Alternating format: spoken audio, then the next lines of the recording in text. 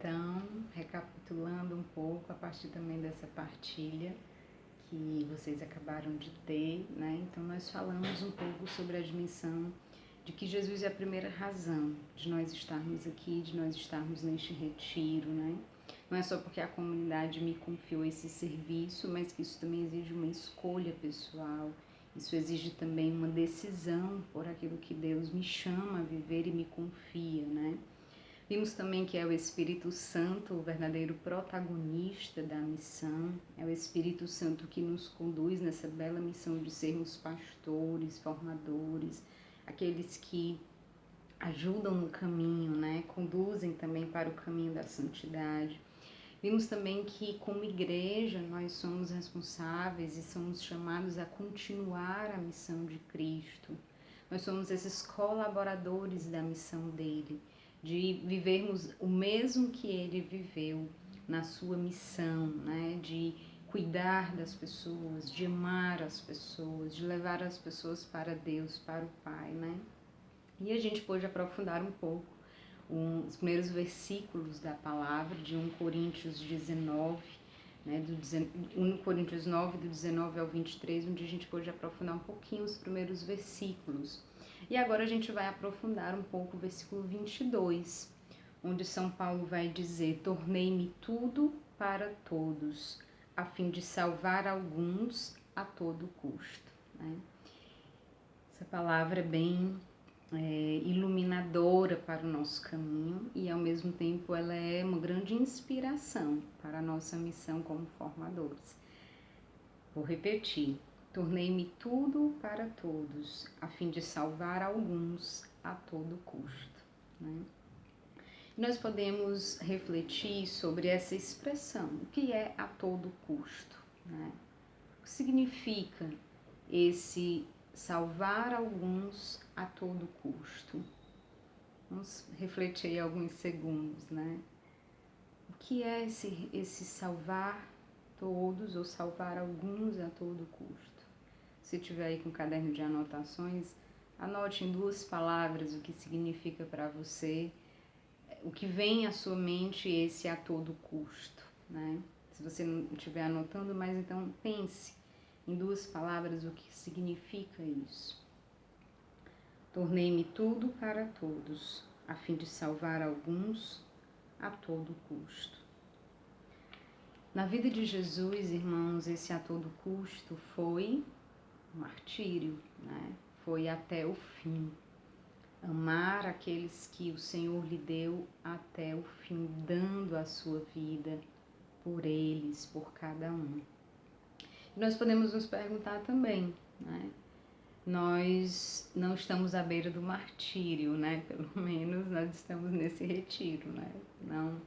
Não estamos à beira de uma perseguição iminente, né? Ao sair do retiro você já vai ser perseguido. Não estamos numa condição que Jesus estava após sair da Santa Ceia, né? Da última ceia, ali era um martírio iminente, né?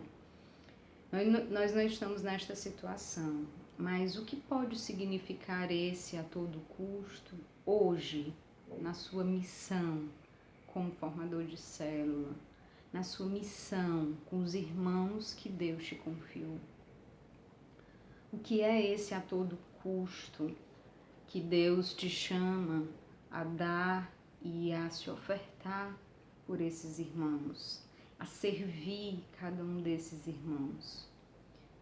Pode ser que esse a todo custo hoje para você seja parar com algum desses irmãos, né?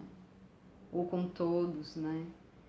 Parar, dar tempo a eles, dar tempo àquele irmão que está mais necessitado de ser ouvido, de ser compreendido, de ser acolhido. Talvez esse a todo custo seja atender algum irmão no acompanhamento, seja atender a algo que ele te pediu, né? Talvez esse a todo custo seja visitar algum irmão. Talvez seja visitar algum desses filhos que Deus te confiou, que pode estar enfermo ou pode estar afastado da célula, né? Há 3 semanas que ele não dá notícia. Então, será que esse a todo custo para você hoje é visitar este irmão, é ir ao encontro dele? Talvez o seu a todo custo seja interceder por algum irmão, por alguma realidade partilhada que está sendo difícil essa pessoa viver, que hoje é motivo de grandes lutas para essa pessoa. Talvez o seu a todo custo seja interceder, se colocar diante do Santíssimo, ouvir a Deus para Ele, não só colocar no seu rosário, não só colocar na missa, não só colocar nas suas orações, mas parar diante de Deus para ouvi-lo, para rezar por Ele, para saber o que Deus quer, de que forma Deus quer conduzir este irmão. Talvez o seu a todo custo seja animar o que está desanimado, seja animar aquele que está abatido. Talvez o seu a todo custo seja acompanhar, né, periodicamente cada um desses irmãos que Deus te confiou. E podem ser outras coisas também, né, que eu não elenquei aqui, mas que o próprio Espírito Santo pode estar te iluminando agora, né, te inspirando agora. Que é esse a todo custo que Deus quer de você nesta missão tão bela da formação comunitária. Eu até convido você a, por um momento, fechar os seus olhos e vamos orar no Espírito, pedindo que o Espírito nos ilumine. O que é esse salvar alguns a todo custo? O que é que Deus quer de você para com os seus irmãos, para com os filhos que Deus te confiou?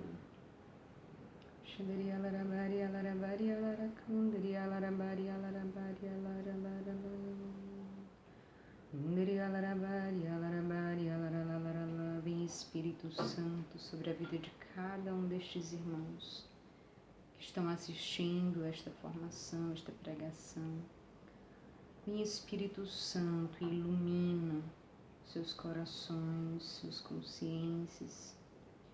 Vem Espírito Santo com a luz que dissipa as trevas, com a luz que vem com teu fogo de amor sobre cada um deles, para que eles sejam iluminados naquilo que o próprio Deus deseja deles, que é salvar a todo custo hoje na missão confiada a eles, para com os irmãos confiados a eles.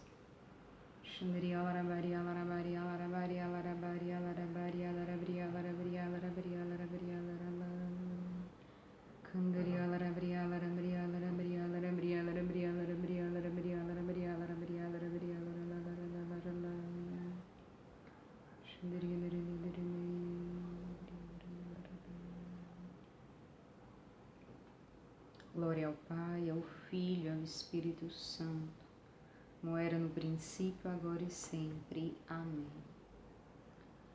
E a partir também deste retiro, os momentos de oração que você vai ter também posteriormente, reze com isso, né? Se coloque diante de Deus e peça que o Senhor te ilumine. De que forma, com cada irmão, Deus também quer se utilizar de você para salvar a todo custo, né? Como diz São Paulo.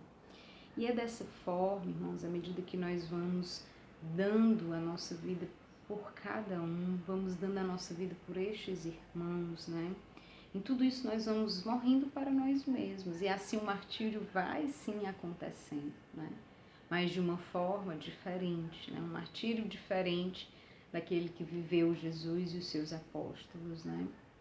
E assim nós vamos não só morrendo para nós vamos, na verdade, morrendo para essa vida e vamos vivendo para o céu, vamos vivendo para salvar almas, né?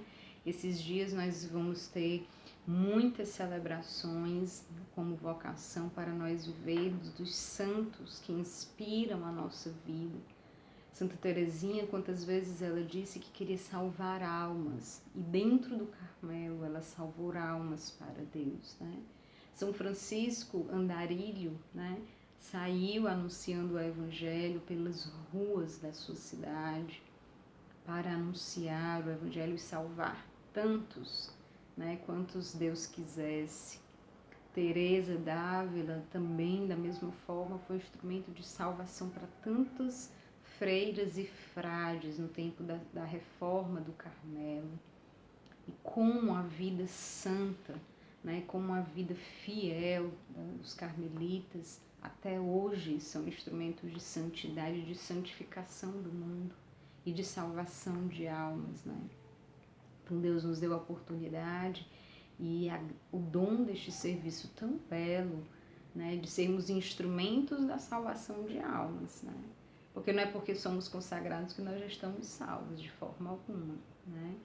Mas às vezes a gente pode olhar para os nossos irmãos como se ele é livre, ele, né, vai tomar a sua escolha. Mas nós fizemos tudo, né, para salvar este irmão, eu estou fazendo tudo para que de fato ele caminhe para a santidade, para que de fato a vida dele se transforme, se converta verdadeiramente, né? Ou eu lavei as minhas mãos, né? Ou eu deixei entregue, né?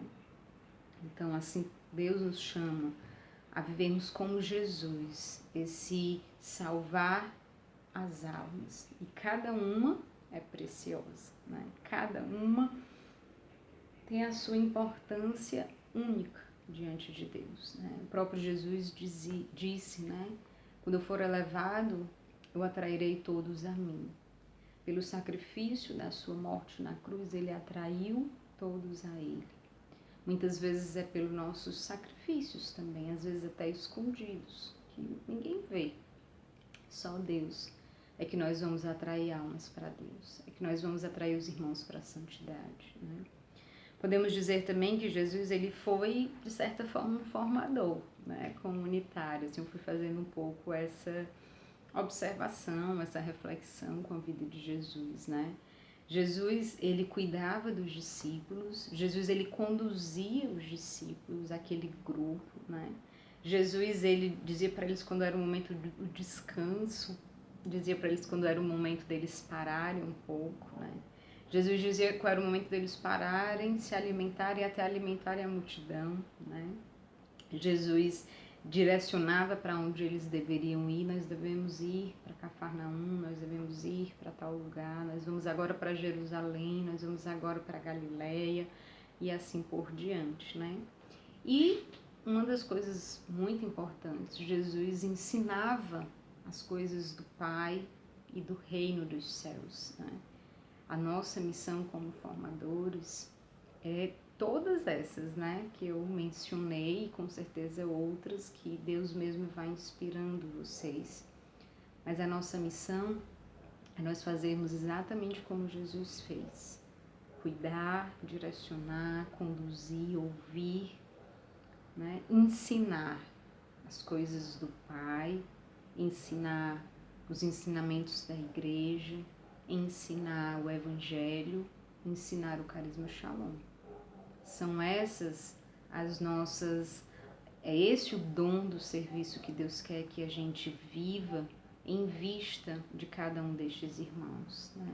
São essas as atitudes que Deus espera de nós em vista dos nossos irmãos, em vista da salvação e da conversão deles, né? Então é isso que o Senhor nos chama, amar e cuidar como Ele fez, como Ele mesmo agiu, como Ele mesmo viveu cada dia.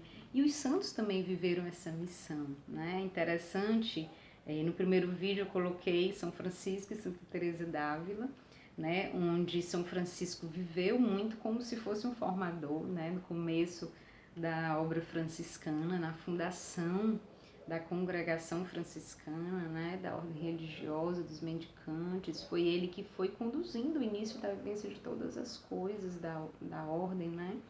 Foi ele que foi dando as diretrizes, foi ele que foi ensinando, né? E não só com palavras, mas também com a própria vida. Santa Clara, da mesma forma, foi conduzindo as Clarissas no ramo feminino, né? Santa Teresa d'Ávila também foi essa reformadora do Carmelo que foi conduzindo as irmãs, os carmelitas, né? Também Santa Teresinha, ela foi vice-mestra de noviças, então também viveu essa dimensão de formação comunitária, né, de conduzir um povo, de conduzir as irmãs, né? São Bernardo de Claraval, que também foi, né, um prior, vamos dizer assim, de mosteiro, né, e também tinha essa missão de conduzir as pessoas, de conduzir os irmãos da própria ordem para a santidade, para a fidelidade ao carisma e à vontade de Deus, né? São Domingos, a mesma coisa com os dominicanos e assim por diante, né? Muitos santos viveram essa dimensão. Eu coloquei aqui também São José hoje, nesse segundo vídeo, né? Coloquei aqui São José, justamente também para que a gente visse que ele foi também alguém que conduziu um povo, né? No caso, Jesus e Maria, né? Para aquilo que Deus queria deles. São José foi um instrumento dos caminhos de Deus para a vida de Jesus e de Maria, né? Então a diferença é que eles conduziam um mosteiro inteiro, né? Esses santos conduziram um mosteiro inteiro. E nós somos chamados a conduzir uma célula comunitária, nós somos chamados a conduzir um povo um pouco menor, né? Lógico que alguns têm células mais numerosas, né? E talvez podem ser até maiores que alguns mosteiros que esses santos viveram, né? Independente do número, nós temos um povo de ovelhas, de almas, que Deus ele nos confiou para que a gente sirva. E a nossa santidade também, irmãos, vai passar por isso, né? Quantas vezes eu acompanhando irmãos, aquilo que eu falava no acompanhamento, meu primeiro ouvido mais perto era o meu, né? E eu via que aquilo era Deus falando para mim, aquilo que eu também precisava ouvir. É impressionante a gente ver como Deus vai fazendo em nós, vai fazendo no outro, né? É muito impressionante isso. Eu assumi a minha primeira casa comunitária, eu tinha 22 anos, né? Morava em São Paulo, tinha só um ano de consagrada. Na época, a gente não tinha ainda essas normas que hoje nós temos, né? Da pessoa só assumir depois de alguns anos de consagração, né? Eu olhava para os irmãos, assim, que eram até mais velhos na vocação do que eu não tenho o que ensinar para essas pessoas, né? Meu Deus, eu sou mais nova do que elas, mas eu tinha Deus dentro de mim, o carisma dentro de mim, porque eu sou uma portadora do carisma. Eu tinha o Evangelho no qual eu podia consultar a todo momento para levar os irmãos ao Evangelho e ao carisma, né? Então, muitas vezes era aquele me ver sem saber o que fazer e o que dizer, e ir rezar e ouvir a Deus e buscar quem podia me conduzir, que era Deus e os irmãos mais antigos na comunidade. Quantas vezes, quando eu morava em São Paulo, eu ligava para Fortaleza para assistência de formação e pedia orientações e explicava a situação, me deu uma luz, me deu uma direção do que eu posso fazer nessa situação, né? Então nós temos irmãos que podemos recorrer, né? A minha primeira célula, fui formadora, eu tinha 23, né? Foi um ano depois, e era uma célula de irmãos com já T5, né? Que já estavam se preparando para promessas definitivas, eram irmãos bem mais maduros que eu na vida e na vocação, né? Mas uma das coisas que eu mais tive quando eu rezava sobre essa célula que Deus tinha me confiado, era que Deus queria que eu construísse com eles, né? Não era algo que eu tinha simplesmente a dar para eles, mas era algo que Deus queria construir com a minha vida e com a vida deles juntos, né? Então, para a sua célula, Deus ele tem uma sabedoria, Deus tem uma direção para dar, né? Então, com certeza, ele também vai te iluminar para aquilo que ele quer fazer na sua célula através de você. Mas é preciso parar, é preciso ouvir, é preciso rezar e se colocar diante de Deus nessa escuta. Lembrando, quem é o protagonista é o Espírito Santo, não somos nós. Nós somos meros instrumentos, né? E eficazes instrumentos. Mas precisamos deixar o Espírito ser o protagonista, né? É Ele que vai nos iluminar, é Ele que vai nos conduzir, é Ele que vai nos direcionar em cada situação. Então, eu espero que com essa partilha, né, você tenha se sentindo ainda mais encorajado a deixar que o Espírito Santo trabalhe em você e na sua vida, em vista da salvação, da conversão e da santidade das almas e daqueles que Deus te confiou.